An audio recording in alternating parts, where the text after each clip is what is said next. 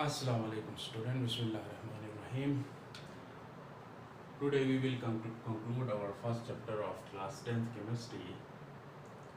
Summary of chapter 1 जो है macroscopic characteristics of forward reaction and reverse reaction.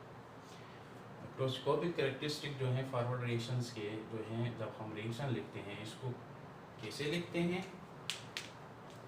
Forward reactions को हम हमेशा लेफ्ट टू राइट की जानिब लिखते हैं, लेफ्ट टू राइट की। फर्ज करें कोई रिएक्टेंट है, रिएक्ट करते हैं ए प्लस बी, कहाँ करते हैं? ये लेफ्ट से किस साइड की जानिब लिखते हैं? C plus B. ये तुम्हारी राइट साइड है और ये लेफ्ट साइड है।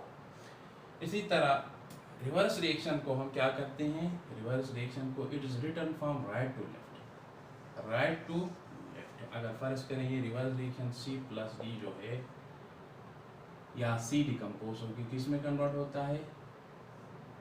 डी में कन्वर्ट होता है, तो इसको हम सी डिकम्पोज होता है, ए सी डिकम्पोज होकर ए प्लस बी में डिकम्पोज होता है। इसको हम कहाँ से कहाँ लिखते हैं?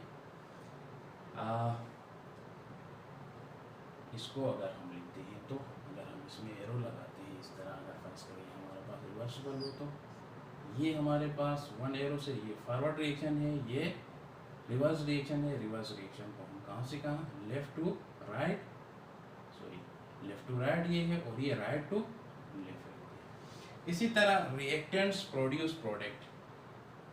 फॉरवर्ड रिएक्शन में रिएक्टेंट क्या करते हैं आपस में? ये रिएक्टेंट्स हैं, रिएक्टेंट रिएक्ट करके आपको क्या देते हैं?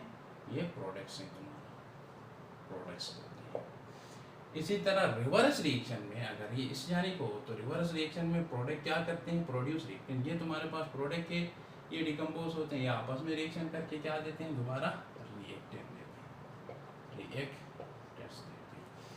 इसी तरह rate is faster in the beginning. Forward reaction में जब ये रिएक्शन राइट से लेफ्ट से राइट की जानिब जा रहा है तो शुरू में रेट ऑफ रिएक्शन क्या होगी? फास्टर होगी, फास्टर इनिशियली। इसी तरह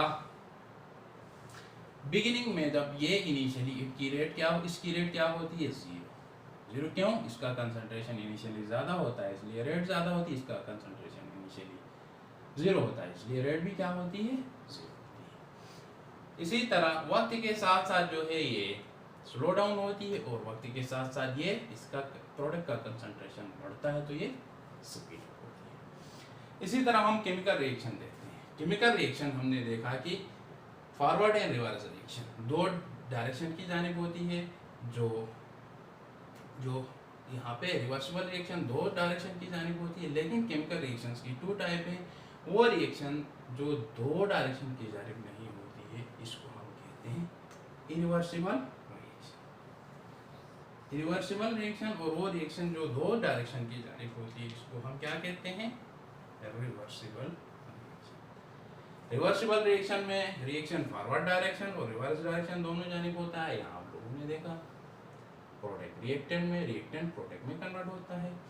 और ये जो रेट ऑफ रिएक्शन जो है डील कर रहा है law of mass action deal कर रहा है। एक लॉ है जो ये डील कर रहा है, ये हमें कहता है rate of chemical reaction directly proportional होता है किसका? Active masses of reactants and products.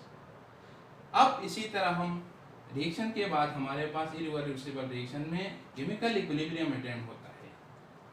Chemical equilibrium attain होता है तो इस वक्त हमारे पास rate of forward reaction and rate of reverse reaction क्या होती है? इक्वल। और इसी तरह केमिकल इक्विलिब्रियम का जो है शो करने के लिए हम इक्विलिब्रियम कांस्टेंट यूज करते हैं और ये numerical values of equilibrium constant हमें क्या बताती हैं?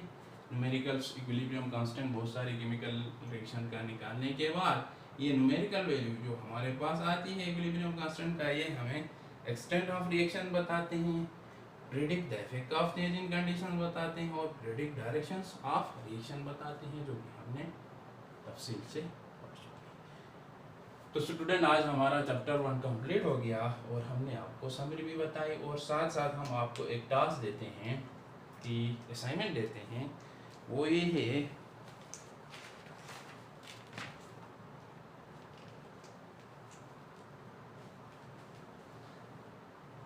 Soul the exercise, solve exercise.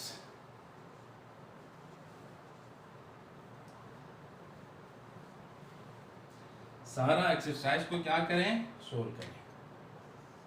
Solve whole exercise.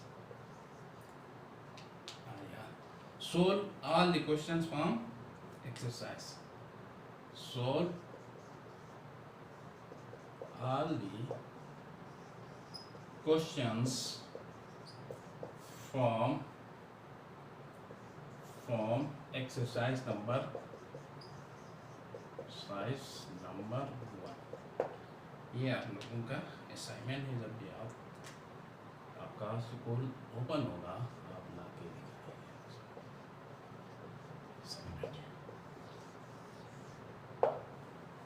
Okay, अल्लाह हाफिज़।